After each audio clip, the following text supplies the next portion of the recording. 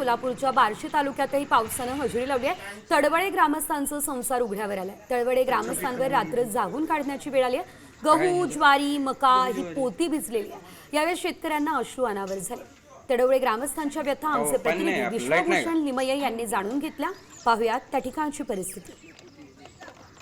मागच्या 7 ते 8 दिवसापासून सोलापूर जिल्ह्यामध्ये पावसाची जोरदार बॅटिंग सुरू आहे। आपण जर बघितलं तर सोलापूर जिल्ह्यामध्ये 171.1 मिलीमीटर पावसाची नोंद जी आहे ती झाल्याचं चित्र आपल्याला पाहायला मिळतंय। मी सध्या उभा आहे वैराग परिसरामधील तडवळे गावामध्ये। आपण बघू शकता या ठिकाणी चिखलाचं पूर्णतः साम्राज्य पसरल्याचं चित्र आपल्याला या ठिकाणी पाहायला मिळते। खरं तर तडवळे गावामध्ये न भूतो न भविष्यती अशा पद्धतीचा पाऊस जो आहे तो मे महिन्यामध्ये या ठिकाणी पडला आणि आपण बघताय की मी ज्या परिसरामध्ये उभा आहे त्या ठिकाणी साधारणतः 3 फुटापर्यंत पाणी जे आहे ते या ठिकाणी आलेलं होतं। आपण राऊत कुटुंबियांच्या घरामध्ये आहोत। आपण दृश्यांच्या माध्यमातून जर बघितलं तर त्यांनी वर्षभर राबून कमवलेलं जे धान्य आहे त्या धान्यामध्ये पाणी गेल्यानं अक्षरशः वर्षभराची मेहनत जी आहे ती पाण्यामध्ये गेल्याचं चित्र आपल्याला या ठिकाणी दिसून येते। वर पाणीच काढत बसला मला जे इकडं तिकडं करीत रात्र सगळी